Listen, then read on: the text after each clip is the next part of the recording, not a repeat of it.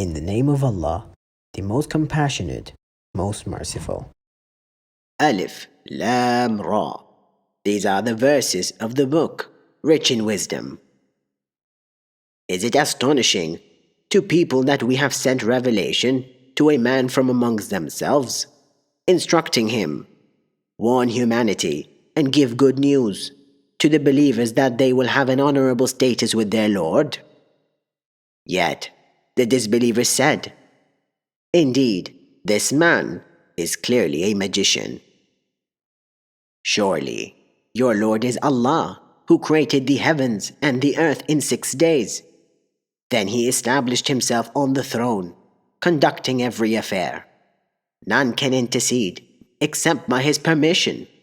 That is Allah, your Lord, so worship him alone. Will you not then be mindful? To him is your return altogether. Allah's promise is always true. Indeed, he originates the creation, then resurrects it, so that he may justly reward those who believe and do good. But those who disbelieve will have a boiling drink and a painful punishment for their disbelief. He is the one who made the sun a radiant source and the moon a reflected light, with precisely ordained phases, so that you may know the number of years and calculation of time. Allah did not create all this except for a purpose. He makes the signs clear for people of knowledge. Surely, in the alteration of the day and the night, and in all that Allah has created in the heavens and the earth, there are truly signs for those mindful of Him. Indeed, those who do not expect to meet us, being pleased and content with this worldly life, and who are heedless of our signs, they will have the fire as a home because of what they have committed. Surely, those who believe and do good, their Lord will guide them to paradise through their faith. Rivers will flow under their feet in the gardens of bliss, in which their prayers will be "Glory be to you, O Allah," and their greetings will be "Peace," and their closing prayer will be "All praises for Allah, Lord of all worlds."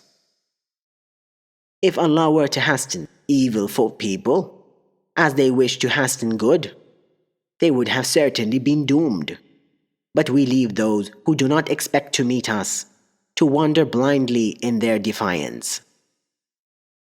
Whenever someone is touched by hardship, they cry out to us, whether lying on their side, sitting, or standing. But when we relieve their hardship, they return to their old ways, as if they had never cried to us to remove any hardship.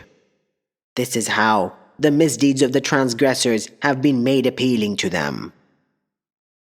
We surely destroyed other peoples before you when they did wrong, and their messengers came to them with clear proofs, but they would not believe. This is how we reward the wicked people. Then we made you their successors in the land to see how you would act. When our clear revelations are recited to them, those who do not expect to meet us say to the Prophet, "Bring us a different Quran, or make some changes in it." Say to them, "It is not for me to change it on my own. I only follow what is revealed to me.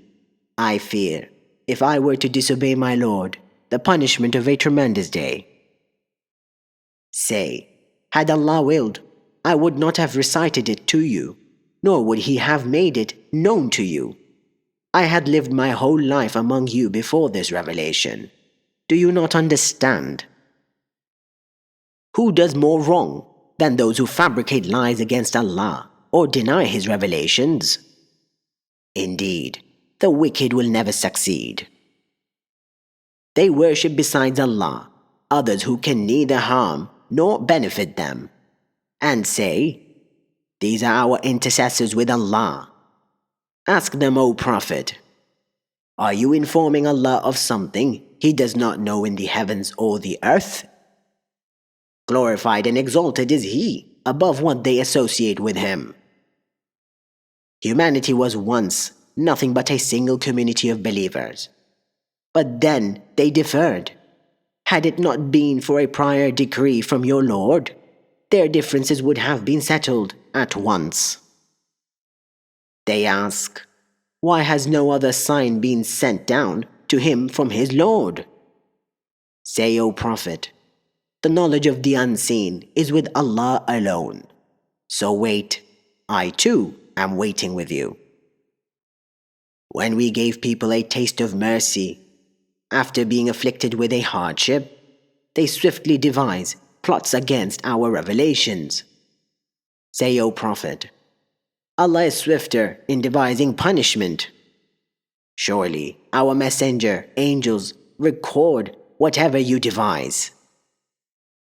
He is the one who enables you to travel through land and sea, and so it happens that you are on ships, sailing with a favorable wind, to the passengers' delight.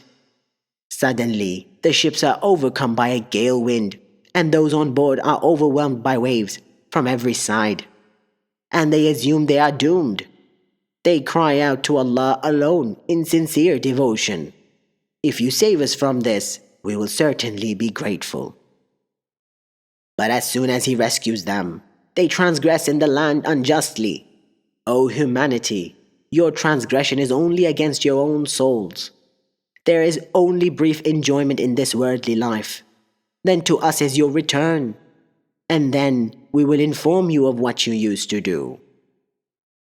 The life of this world is just like rain we send down from sky, producing a mixture of plants which humans and animals consume. Then, just as the earth looks its best, perfectly beautified, and its people think they have full control over it, there comes to it our command by night or by day, so we mow it down as if it never flourished yesterday. This is how we make the signs clear for people who reflect. And Allah invites all to the home of peace and guides whoever He wills to the straight path. Those who do good will have the finest reward and even more. Neither gloom nor disgrace will cover their faces. It is they who will be the residents of the paradise. They will be there forever. As for those who commit evil, the reward of an evil deed is its equivalent. Humiliation will cover them, with no one to protect them from Allah, as if their faces were covered with patches of the night's deep darkness. It is they who will be the residents of the fire. They will be there forever. Consider the day we will gather them all together, then say to those who associated others with Allah in worship, stay in your places, you and your associate gods. We will separate them from each other, and their associate gods will say, it was not us that you worshipped.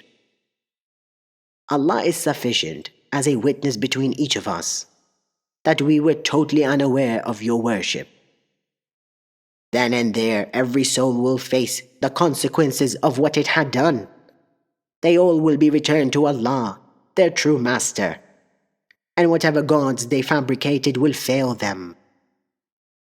Ask them, O Prophet, who provides for you from heaven and earth? Who owns your hearing and sight?